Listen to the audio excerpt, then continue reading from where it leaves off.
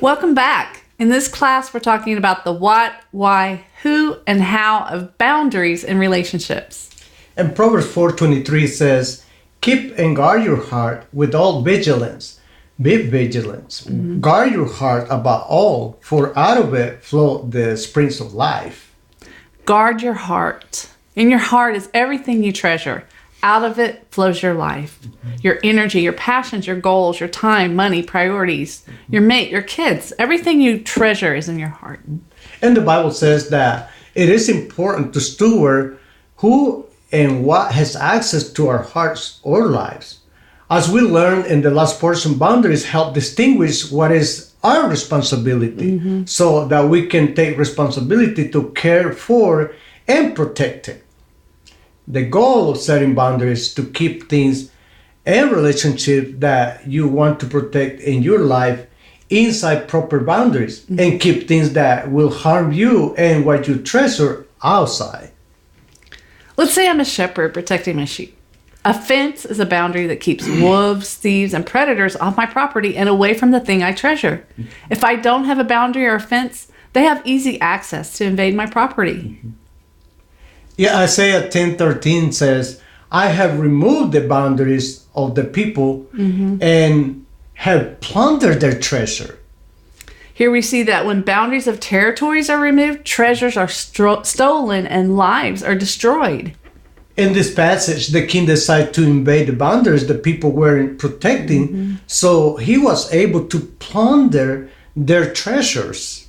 You know, and in the same way, the enemy's strategy in your life and mine is to increase fear and anxiety and to get us to a place of mental and emotional confusion that makes it difficult for us to be powerful and put the boundaries that we need in place that will protect our life and our relationships. Yeah. If in the face of other people's demands, expectations, needs, once in crisis, you just keep saying yes, oh yes, yes. It won't be long until you look around and you won't have any treasures. One day you'll find that your goals, priorities, the things in relationships that you value are destroyed or gone. The things that you should have made a priority and set boundaries to protect. Your treasures like relationships, money, health, ministry will be in bad shape or gone because you didn't recognize and honor healthy boundaries by saying no.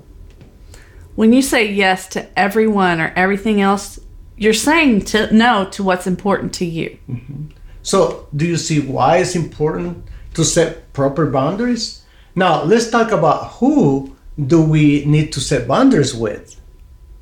Well, before we think about others, we need to set healthy boundaries for ourselves. I mean, really, the only person we can control is ourselves.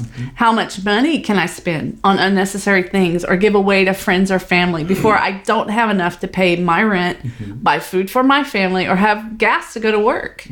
How much time can I spend on the phone or computer watching TV or hanging out with friends before it affects my relationship with my family, with God, and my work or at school?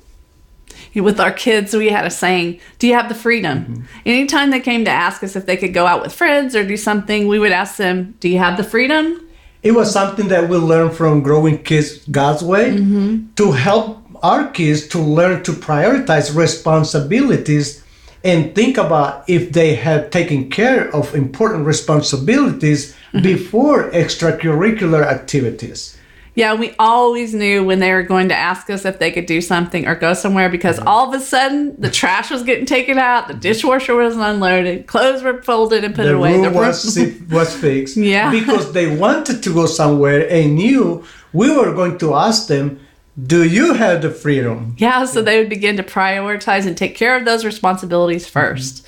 And this applies to us as well. We ask ourselves and each other all the time, do I or do we have the freedom? Yes. If we want to watch TV, but we haven't taken care of responsibilities, then we don't have the freedom. Yeah. In every relationship, whether with a person or an organization, at work, church, or school, we need to establish healthy boundaries. And have consequences in place when boundaries are crossed. Yes, very important. No point having boundaries if there's no consequences for crossing them. Boundaries help you keep the good in and the bad out. They protect what is important in our lives. Boundaries work like laws. Their purpose is to protect. Yes, but the good thing about boundaries is that they aren't rigid or legalistic. Like a fence could be a boundary, but it has a gate to let things in and out. So we can have flexibility in our boundaries when needed. We can adjust them as we need to, as long as we're not missing the purpose to protect what we and others value. Correct. Boundaries help you keep the good in and the bad out. They protect what is important in our lives. The inability to set appropriate boundaries at appropriate times with the appropriate people can be very destructive. This is not easy at all.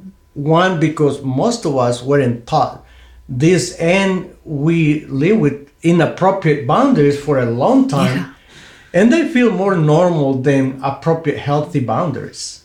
Yeah, and also when we start to set healthy boundaries, other people who have enjoyed you taking responsibility for them may try to make you feel guilty, blame or manipulate you, and even say that you don't love them because you're setting boundaries. But setting boundaries is not unloving or uncaring. It's actually very loving and caring to obtain and maintain health for yourself and for others.